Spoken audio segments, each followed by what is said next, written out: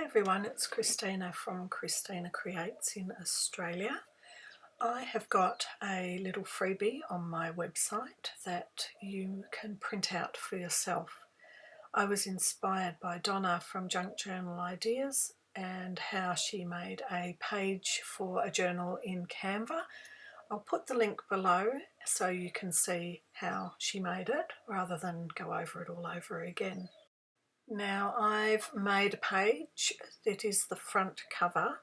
I've got both a fall cover for anyone in the Northern Hemisphere, and I've got a spring cover for anyone in the Southern Hemisphere.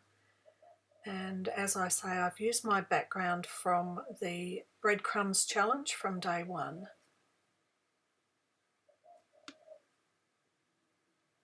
So there'll be one of each on the website, so wherever you are in the world you'll be able to either download the fall cover or the spring cover.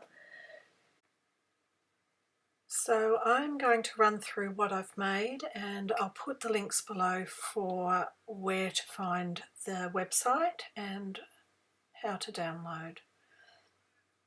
So this is the front cover. The inside has an area, Foods I Love, that you can write on. And you're just going to fold that. Now this has been printed on a thicker card. Just give it a smush down with your bone folder once you've folded it. It's 210 GSM, so it's good for a cover of a small journal. Hardy enough to protect the pages on the inside. That is going to be your first page and then your first inside page. And that's blank because that'll just sit inside the back of the front cover. Of course, you can put something on there if you like. Now I'm just folding this page, and this is the start of the signature. Of course, instead of using a bone folder, you can use a spoon if you like. There's no need to buy extra things, and you can just print this out at home or anywhere else, such as an Officeworks, or I'm not quite sure the other places in the world. Or maybe you can go round to your neighbours and have a nice cup of tea and enjoy some chat time. I've printed the food diary cover page in colour. You can do it in black and white if you're saving money or if you don't have a colour printer. Then I've printed this little note page with black and white on the inside, it's upside down, and I've done colour on the outside. So you've got many choices, whether you print it all in black and white, whether you print it all in colour.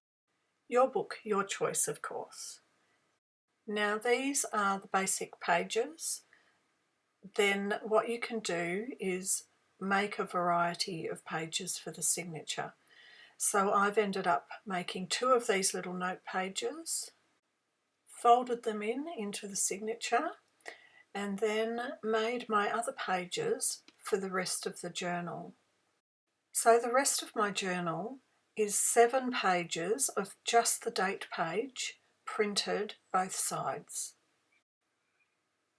And I'm going to fold those in to make my signature. Now here's my copy with my name on the front and already ready to be sewn together.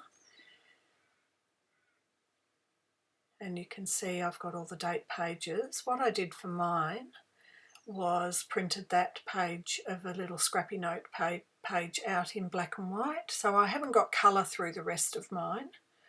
I just showed you an example in the previous one,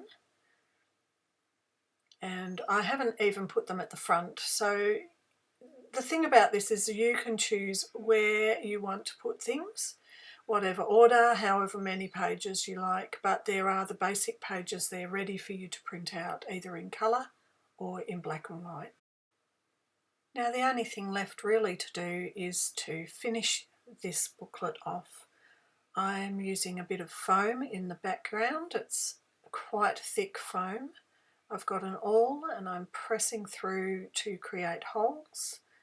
I'm going to do 3 holes for a 3-hole pamphlet stitch.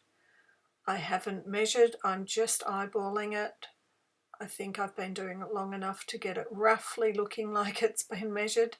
If you're finicky about that, then you go right ahead and measure it. Now I'm using a wax thread so as it goes through the paper easier. I've got about 2.5 lengths to the top to bottom of my book. And you're going to thread through either from the front or the back. Now, here's a little tip: if you're having trouble with getting your needle through, grab a pair of preferably blunt nose pliers, not those wire cutters that I was using. And I have chosen to start from the outside spine, so as my tail is on the outside. If you'd like your tail on the inside, you just start from the inside. So you've gone through the centre, came up through one side and then right down to the other end, and now you're coming back through, and you want one tail to be on one side and the other tail to be on the other side. So you're coming back through the centre for your last one. Now I'm just pulling through my last one with the wire cutters because it's a little bit hard to get through the needle, and just making sure that we pull that as tight as possible, because if it's loose there will be more likelihood of the pages ripping and falling out. So I'm just tightening that all up, tying one knot. Now the wax thread's pretty good because it holds the knot really well, but sometimes when we need another person to help, I saw someone do this the other day and it's a brilliant idea. Just stick your awl there and hold it down, and then you've got your knot tight. Now you can choose whether or not you want a short or a long thread. I like a little bit of a long thread. It suits my aesthetic. It reminds me it's a handmade item. Also, you could put something on those threads, a dangly thing if you liked later. And so here's the little book, and there's just 1 or 2 little things that I like to do to finish off. And I'm just showing you now that this will be the 1st of October will be the start of my book. And I'll be writing in all sorts of things like my food, my exercise, my calories, all those sorts of things. Now the only thing left for me to do is to show you that sometimes when you print things out there is a little white edge, and I am just going to trim it down to take that white edge off. I am just lining up the spine on my mat so as it's square, using a slightly heavy ruler which has got a bit of tape on the back to stop it from slipping, and just whizzing through on fast forward, cutting those pages.